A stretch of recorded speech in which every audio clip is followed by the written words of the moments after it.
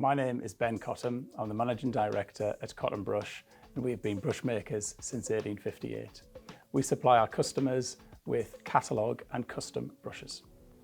The business was set up originally to supply the shipbuilding and coal mining industries of the day, and throughout the generations we've adapted the business to be relevant to whatever's required at the time. BIPC North East helped us at Cottam Brush when we were developing a new product. They helped us by doing an IP audit at the early stage of the product development process.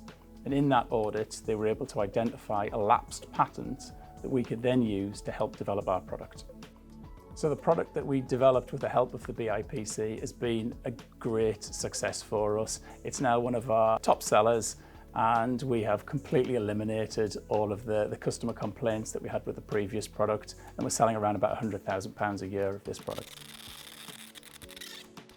So the support that the Business and IP Centre provides is fantastic.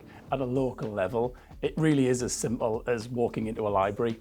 So this enables businesses like ours to access information which would typically be quite costly. It was great to get high quality, impartial and free advice. My best piece of business advice is all around the people. So I think that my job in leading a business is to try and create the conditions for other people to thrive.